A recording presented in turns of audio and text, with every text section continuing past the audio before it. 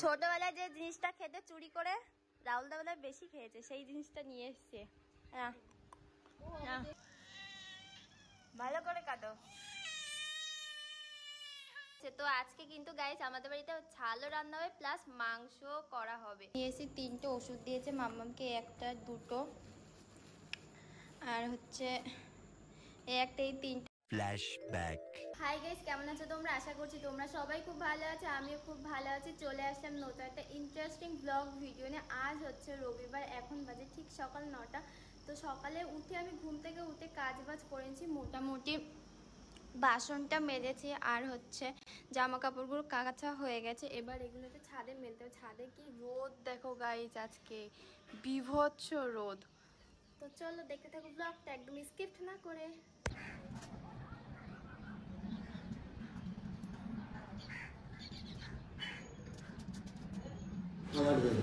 তারপরে আমি ছাদে চলে গেছিলাম ঝটপট জামা কাপড় কেচে ছাদে মেলতে। আর আমার মেয়ে কিন্তু তখন নিচে ঘুমাচ্ছিল, আর ওকে যখন আমি নিচে ঘুম পাড়িয়ে রেখে যাই গাইস, কি বলবো তোমাদেরকে, বুকের মধ্যে একটা ধরস ধরস শব্দ হয় যে এই মানে ঘুম থেকে উঠে গেল আর যদি খাট থেকে পড়ে যায় তাহলে বিরাট কান্নাকাটি করবে।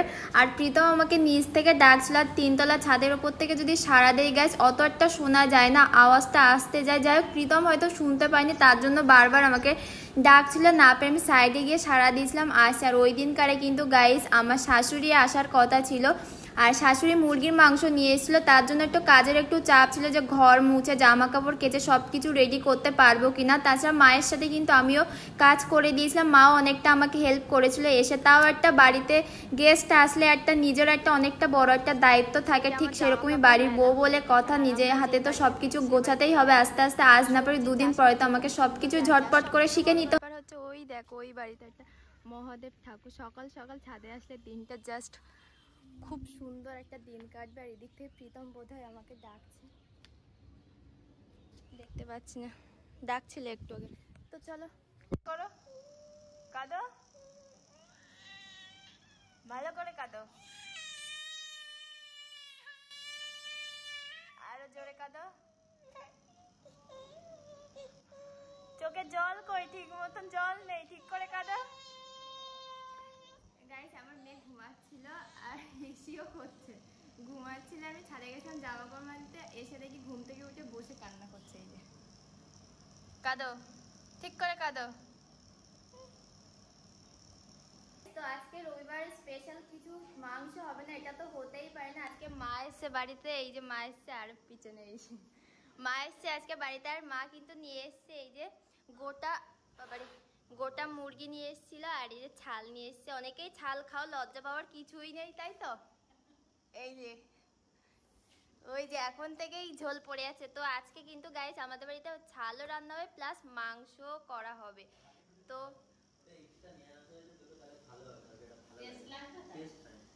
আচ্ছা, এটা টেস্টের জন্য অনেকেই খায় বাড়িতে, হ্যাঁ অনেকেই বলে না কাউকে। তো আমরা তো খাই, হ্যাঁ আমরাও বলে দিলাম তোমাদের সাথে, ঠিক আছে, লজ্জা পাওয়ার কিছু নেই, খাবো তো গাইস। তো যাই হোক ব্লগটা দেখতে না একদম স্কিপ না করে। ফাইনালি আমাদের রান্না কমপ্লিট হয়ে গেছে আর সবাই কিন্তু খেতে বসেছে। সবার আগে কে খেতে বসেছে ওই যে দেখাচ্ছি, এই যে আম্মা তুমি কি খাচ্ছ? হ্যাঁ ওইটাতে খাবে, তুমি ওটাতে খাবে? হ্যাঁ ওই ঠাম্মি দিচ্ছে, খাও। ও এত দুষ্ট হয়েছে গাইস, এতজন আছি আমরা, তার মধ্যে দিয়ে ও দুষ্টুমি করে পালাচ্ছে। আর প্রীতম কিন্তু এই যে একটা জিনিস লুকিয়ে রেখেছে, আমি দেখাচ্ছি, পা খাচ্ছে, মুরগির পা খাচ্ছে, এই দেখো গাইস। মা কিন্তু রান্না করছে, আর রান্নাটা দেখে মনে হচ্ছে দারুণ হয়েছে। আমি এখনো খাইনি, কিন্তু দেখে মনে হচ্ছে খুব সুন্দর একটা রান্না হয়েছে, কালারটা জাস্ট ওয়াও, তাই তো। এদিকে পবি এসছে, ভাই এসছে। ভাই কিরম হয়েছে? পবির তো লজ্জা পাই ক্যামেরার সামনে, তাই তো মা। মাও বসেছে সবাই। তো চলো গাইস আমরা এখন খেয়ে নিই, তো কথা হচ্ছে পরে। জাস্ট অসাধারণ একটা রেসিপি হয়েছে গাইস। দেখে তোমরা বুঝতে পারছো, এই দেখো। আর এদিকে দেখো, কিচ্ছু বলে না, খুব সুন্দর হয়েছে। আমি রিভিউ দিচ্ছি কেমন হয়েছে। দারুণ দারুণ, সত্যি দারুণ হয়েছে, খুব সুন্দর হয়েছে মা।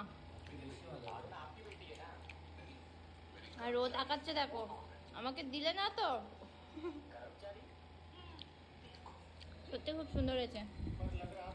আমার দ্বারা এরমভাবে রান্না করা হয়তো কোনোদিন পসিবল হবে না, কিন্তু অসাধারণ।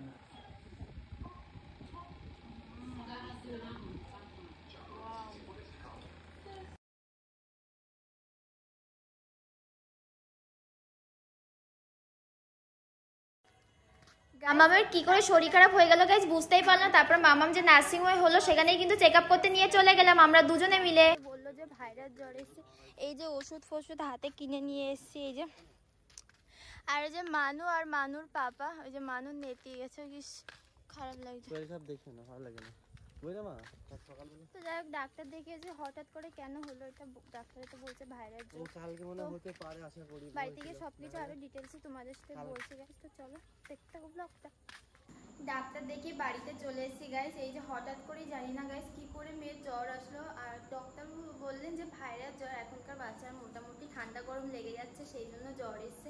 তো এই যে গাইস প্রেসক্রিপশন, আর এই যে ওষুধ নিয়েছি, 3টে ওষুধ দিয়েছে মাম্মামকে, একটা দুটো আর হচ্ছে এই 3টে ওষুধ দিয়েছে মাম্মামকে। তো এই 3টে ওষুধ একবার ওষুধ খাইছে, এখন ওকে দুধ খাওয়াবো। এই যে দুধটা বানিয়ে রেখেছি, দুধ খাওয়াবো। মারা এসেছিলো, মারা চলে গেছে, দুপুরবেলায় চলে গেছে, তো দেখাতে পারিনি গাইস, সেটা চলে গেছে। আর যে মাংস রান্না করেছিল মা, মাংস নিয়ে গেছে। আর এই যে মাংসটা এখনো এইটুকু মাংস রেখে গেছে, অনেকটা মাংস রেখে গেছে। মাকে বললাম যে নিয়ে যেতে বেশি করে, কিন্তু বেশি নিয়ে জানি মা এইটুকু এই মাংস রেখে গেছে আমাদের জন্য। তাই আমি একটু গরম করছি। এই যে প্রীতম এখন গেছে ডান্স ক্লাসে, ডান্স ক্লাস থেকে এসে খাবে, আমাকে বলে গেছে গরম করে রেখে দিতে, তাই আমি গরম করছি। ভাত আছে, ভাত যা আছে গরম করলে হয়ে যাবে। তো এই যে গরম করছিলাম। মেয়েকে ওষুধ খাওয়ানোর পরে একটু কমেছে। আর বাড়ি থেকে আম নিয়ে এসেছিলাম, কি কয়েকটা আম নিয়েছিলাম, 5টা-6টা আম নিয়ে এসেছিলাম, মা দিয়েছে, নিয়ে আসতে বলেছিল। ভাত আছে। আর পাশে যে রিয়া যে ভাড়া থাকে, তো রিয়াই যে পায়েস করেছিল, ওর আজকে একটা বন্ধুর জন্মদিন, তো পায়েস করেছিল, সেই পায়েস মেয়ের জন্য একটু দিয়েছে, তো খাইনি গাইস, তাই আমি একটু খেয়েছিলাম। আর এটার মধ্যে মাছ আছে, মানুষ জন্য মা নিয়ে এসেছিলো, মাছ নিয়ে এসেছিলো, মাছ আছে। আর এই যে মুরগি মাংসটা গরম করছি। এই দেখো গাইস মুরগির মাংসের ছাল, দারুণ লেগেছে মাংসটা, সত্যি অসাধারণ। তো চলো আমি এই বাসনগুলো মাজবো। দুপুরে খাওয়ার পরে বাসন মাজা হয়নি, দুপুরে খাওয়ার পর এতটা টায়ার্ড লাগছিল, ঘর মুছে ঝাড় দিয়ে জামা কাপড় কেচে এতটা কষ্ট হয়ে গেছিলো গাইস, যে বাসনগুলো আর মাজতে ইচ্ছে করে না, অনেক বাসন, তাই ভাবলাম পরে মাজবার। মানুষ পাশের বাড়িতে আছে, তাই এখন গাইস তাড়াতাড়ি বাসনটা মেজে নেবো আমি। ছোটবেলায় যে জিনিসটা খেতে চুরি করে রাহুল দা বেলায় বেশি খেয়েছে, সেই জিনিসটা নিয়ে এসছে।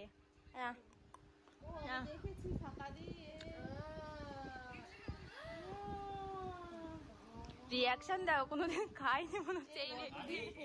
এইগুলো হচ্ছে চুরি তো করতাম না, গাছে উঠতাম, গাছ থেকে উঠে পাতাগুলো পাড়তাম, পেরে মাটির তলায় নুন দিয়ে দিতাম। চুরি বলে না, বলে লোকের গাছে উঠে পেরে। প্রীতম কোথা থেকে চুরি করে নিয়ে এসছে।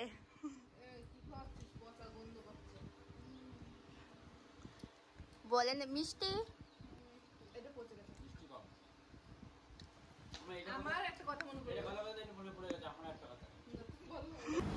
গাইস ভিডিওটা এই পর্যন্ত। ভিডিওটা ভালো লাগলে অবশ্যই like, comment, share and do subscribe this my YouTube channel Pritam Shruti lifestyle. তো মাম্মামের শরীর এখন মোটামুটি আগের থেকে ভালো আছে, আর কেমন আছে সব আপডেট পেতে গেলে দেখতে হবে নেক্সট ব্লগে। Tata, bye bye, love you all, take care.